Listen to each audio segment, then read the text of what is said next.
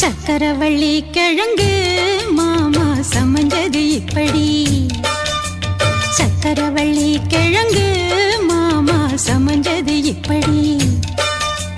முந்தா நாள் வானம் மாமோய் தூரல் போடும் நேரம். மூதா பூவ போல பூத்து உக்காந்தேன்னு போறான். அது எப்படி எப்படி சமஞ்சது எப்படி?